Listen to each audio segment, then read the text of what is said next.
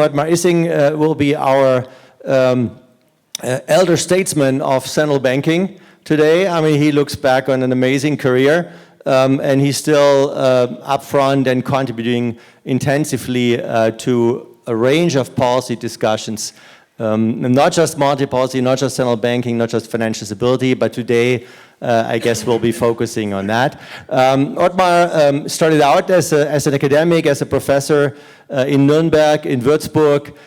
He actually wrote back then a leading textbook for all the Germans basically studying monetary economics, were basically reading his textbook. Then he moved on to the practical policy making. He was a member of the German Council of Economic Advisors and fairly quickly became chief economist and board member at the Bundesbank. That was the time when the Bundesbank was still making monetary policy decisions, not just as in a larger European committee, but actually being fully responsible for it. And even then, there was a time when German monetary policy also determined what happened in the rest of Europe, because we had the European monetary system. So this goes way back. Then he moved on to, when monetary policy went to the European Central Bank to become the first chief economist of the ECB, helped decide or masterminded the design of the ECB's strategy, which has gone through more permutations. So you have seen the independence of central banking from different directions, from academia, but also from inside and from actually being one of the leaders at the institution. So we're looking forward to hear from you, and I'll hand over right to you for your speech. Later on, we will also have a second round of panel. We'll hear you again. So thank you, Otmar, for joining us.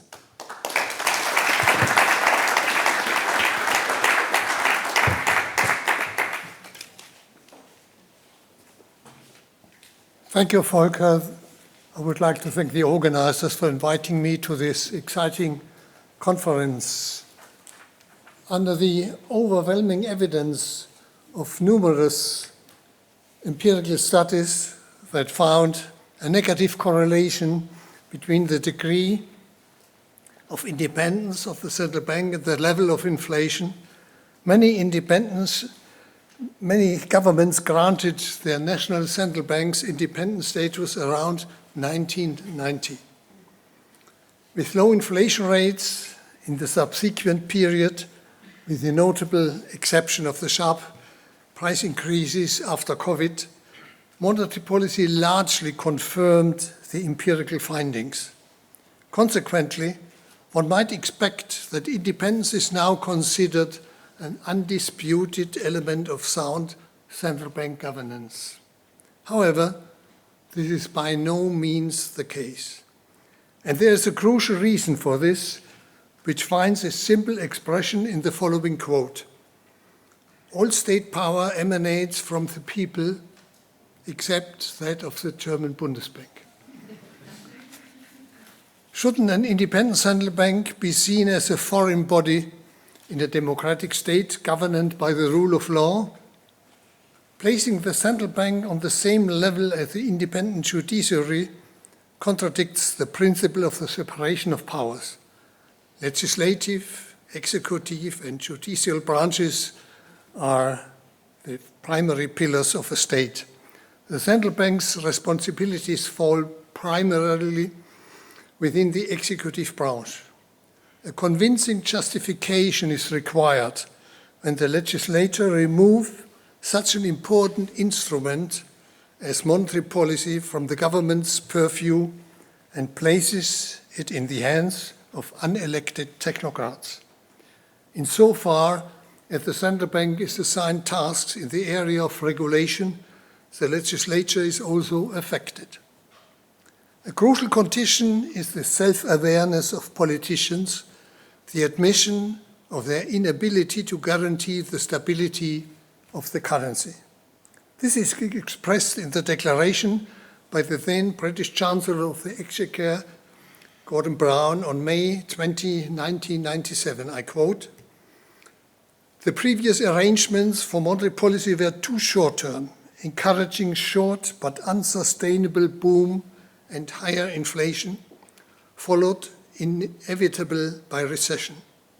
This is why we promised in our election manifesto to reform the Bank of England, to ensure that decision-making is more effective, open, accountable, and free from short-term political manipulation. Kitlan and Prescott, with their concept of time inconsistency, have provided an important argument for the political behavior described by Chancellor Brown.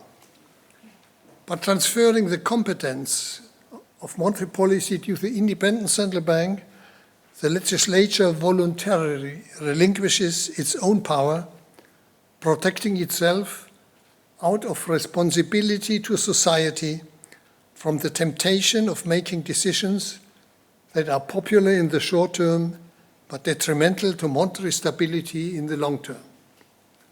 It goes without saying that the central bank's independence in its decisions can only be based on a narrow mandate, clearly defined by the legislature.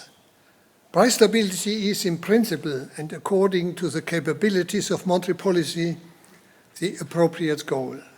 In reality, however, questions arise such as how to define price stability or a target for a low inflation rate. Should the legislature specify a concrete target or grant the central bank a more or less broad margin of discretion? It is not surprising that this question is not easy to answer. A practice has developed that grants central banks a more or less significant degree of discretion in this matter. Predictably, disagreements repeatedly arise regarding the extent to which the central bank's discretion should or may extend in this issue.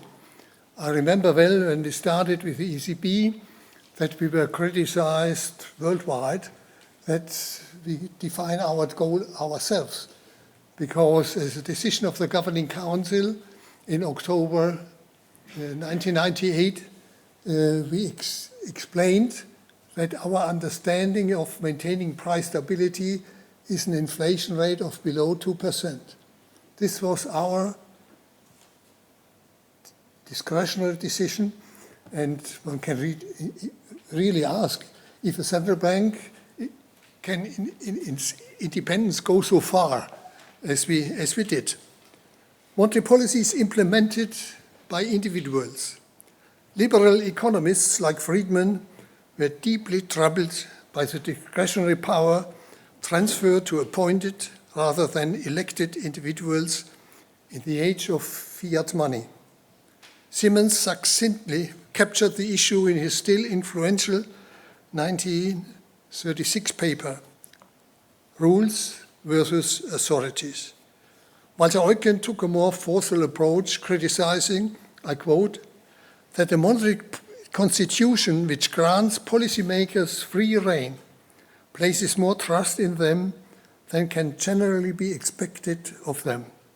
Ignorance, weakness in the face of special interest groups and public opinion, and flawed theories, all of these greatly influence these policymakers to the detriment of the task entrusted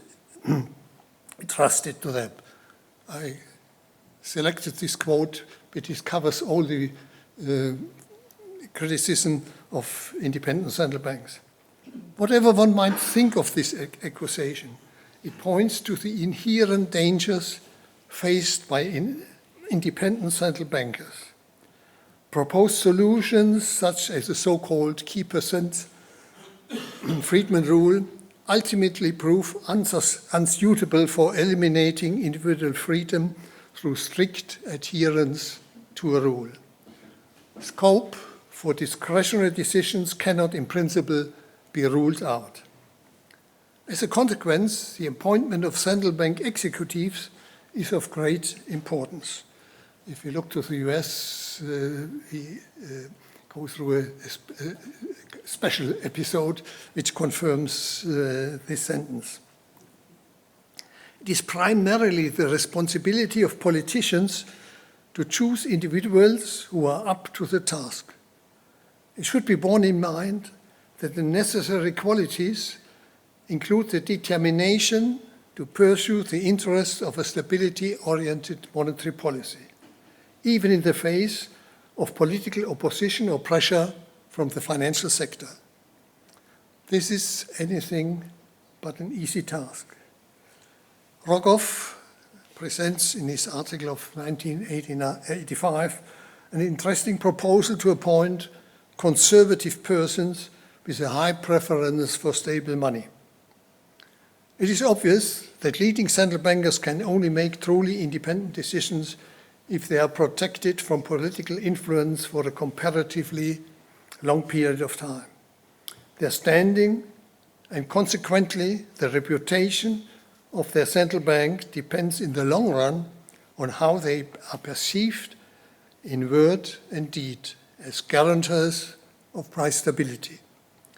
With the goal of price stability, legislators entrust the central bank with a difficult task. By granting independence in monetary policy decisions, they simultaneously transfer considerable power. This combination demands great restraint from central bankers in matters outside their mandate and a certain degree of humility regarding their work. One could even speak of the necessity of an ethical framework of self-restraint, a point made by Paul Tucker. These considerations include intensive communication about what monetary policy can, and even more important, cannot achieve.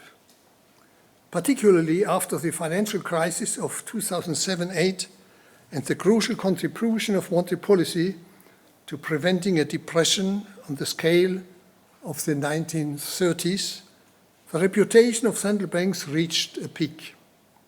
Expectations of monetary policy have often far exceeded its capabilities.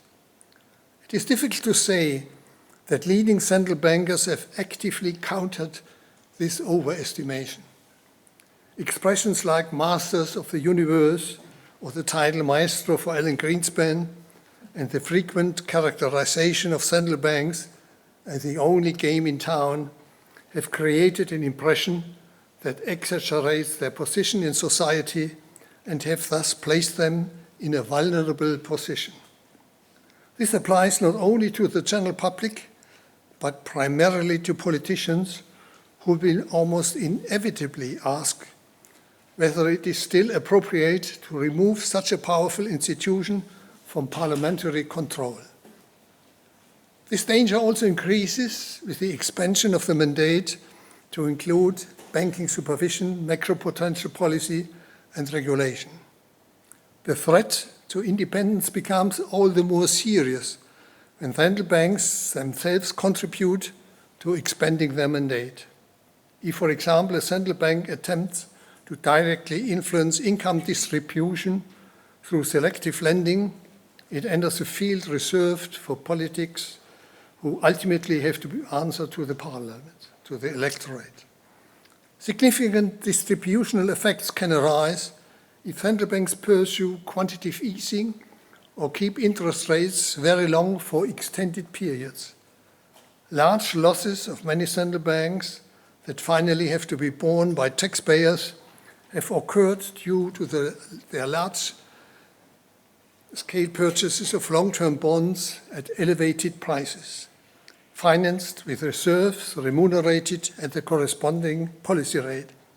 This aspect must not be overlooked. I'm not saying that is key, but it must not be overlooked when considering these measures. Climate change causes a tremendous challenge for society and policymakers. It came, therefore, not as a surprise that central banks would also face pressure to contribute. However, the options available to central banks are very limited. If they nevertheless raise unrealistic expectations, this will ultimately lead to disappointing results, damaging their reputation in the long run and raising the question of whether central banks are overstepping the bounds of their limited responsibility. Against this backdrop, it is difficult to understand why central banks themselves attempt to develop special expertise in this area. The greatest threat to independence, however, stems from interaction with fiscal policy.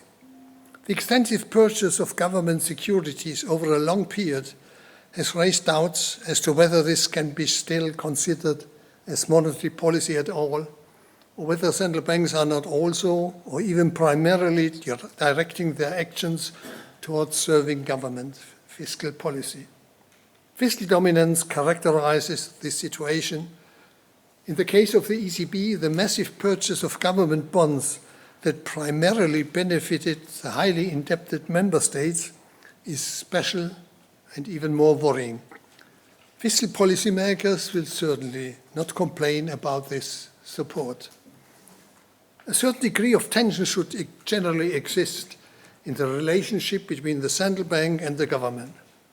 However, all the measures taken by the central bank listed above raise the question of whether central banks, on the basis of their legally guaranteed independence, are not de facto aligning their monetary policy more or less with the interests of the respective government, or, in extreme cases, see the Arthur Burns episode, subjecting it to the will of the president. Financial dominance exists when the central bank aligns its monetary policy to a large extent with the interests of the financial sector. This risk is, in a sense, a constant companion of monetary policy, but it has dramatically increased due to the balance sheet expansion caused mainly by large-scale bond purchases, taking out duration risk from markets. The monetary policy measures operate predominantly through the financial sector, be it through lending or via the financial markets. Even without a direct mandate for financial stability, central banks cannot simply ignore their responsibility for the stability of the financial sector. A clear line cannot be drawn here. Crucially, the mandate of price stability must always take priority. Otherwise, independence is jeopardized. Just as the legislature grants independence to the central bank, it can also revoke it using the same procedure. The degree of legal safeguards can vary considerably. You, in your introduction, have referred to that. The Fed independence is particularly weak from a legal standpoint. It could be revoked, in the words of Ken Rogoff, in the blink of an eye. At the other end of the spectrum is the ECB statute. The central bank's independence is secured in the most legally conceivable way. A change would only be possible if all member states agree to it, not impossible, but difficult to imagine. In the event of a national emergency, such as war, different conditions apply anyway. I must not go into the detail. The name of Carl Schmitt is enough. The political and social foundation of legal independence is its legitimacy. The political and social foundation must be based on strong support by the public. The history of the German Bundesbank and its predecessor, the Bank Deutscher Länder, provides a striking example. After an attack on the central bank, then Chancellor Adenauer lost the public debate. This happened again when, during the passage of the Bundesbank Act, independence was included in the new law against the Chancellor's strong opposition. And although this law could have been amended at any time with a one-vote majority in Parliament, there was never a single significant political initiative directed against independence. Certainly, there were quite a few politicians who viewed independence as a thorn in their side, but an attack on the Bundesbank would have been anything but beneficial to their own career. In contrast, there is no shortage of such initiatives in the US Congress. The legality of independence is one thing. Its legitimacy rests on a societal consensus regarding the expediency of this arrangement. If this consensus is lost, the legal foundation rests on shaky ground. A clearly defined legal mandate can protect against hastily launched attacks, but it is anything but a guarantee of permanence. If the institutional arrangement of independence persistently encounters widespread rejection, politicians will leave no stone unturned in their efforts to amend the central bank statute accordingly, as is only natural in a democracy.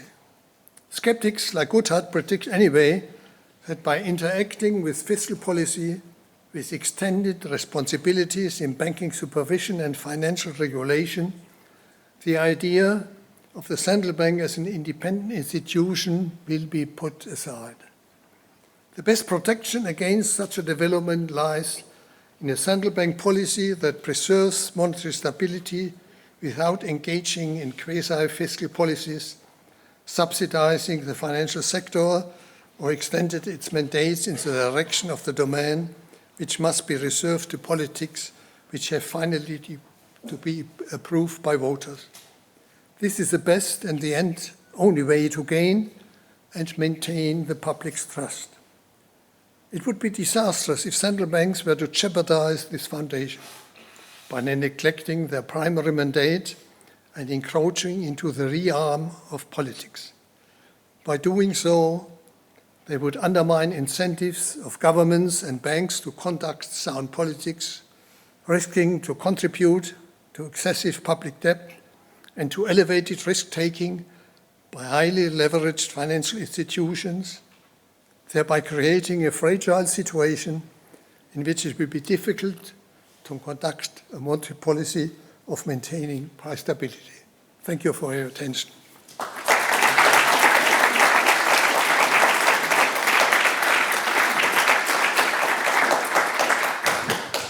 Thank you, Otmar. Should we take 1-2 questions before we go on? We will have, so maybe, Otmar, if you wanna, maybe let's take a moment to take 1-2 questions. Is it okay with you? Okay. And then afterwards we have the 3 contributions, and then we will have, after the coffee break, some time for more discussion, and you'll be there also. But anyway, given the very clear and wide-reaching speech you gave, maybe let's take 1 or 2 questions. So there's 1 here and 1 over there, or 3. Yeah, so let's take 3. Thank you, Mr. Let's keep Issing. them brief, though. Yeah, it's a short question. I think you alluded to it in the end of your speech.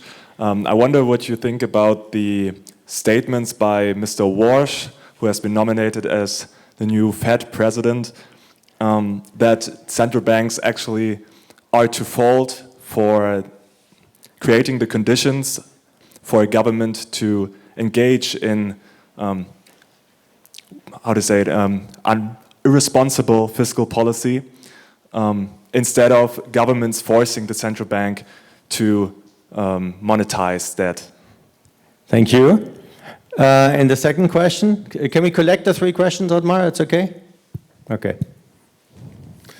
Herr Issing, you are not surprised to find me consenting to everything you said. Nevertheless, I miss you the conclusion, the political conclusion. You have mentioned the necessity, the absolute necessity of having a narrow mandate and not enlarging the mandate without any, let's say, legitimacy or with any legal grounds, or only on shaky grounds. Is the example of ECB the bad example of self-mandatory enlargement of a mandate? Because we have seen something which would have never happened in Bundesbank. We have responsibility for the banking union. How is it possible that the instance in charge of monetary policy defining requirements for collaterals is at the same time the single supervisory mechanism? So my question is, with the sharpness of Carl Schmitt, which we should at least recognize as a sharp thinker, can we share sovereignty, monetary sovereignty, within ECB, which is not a national central bank, which is a supranational bank, and a joint venture of different national central banks, which are all elected are all formed, all shaped in a totally different way. Okay, I said Sorry. brief. Sorry. I think both these questions which have come up, we will also discuss further later. But Christian Thiemann had a third question, and then maybe a brief response, Otmar, and then we could delve into it also later. Thank you very much. I have a question on de jure versus de facto independence. It's already difficult to get de jure independence, but of course what counts is de facto independence, and that's about the people. And I would like to ask you, could you give an example of the Bundesbank times, how it felt at the time when there was a lot of pressure around you? Nothing is always very clear, political pressure. How come that the people on the board still were able to resist this pressure, even though they were also part and of course well connected to the overall economic policy environment?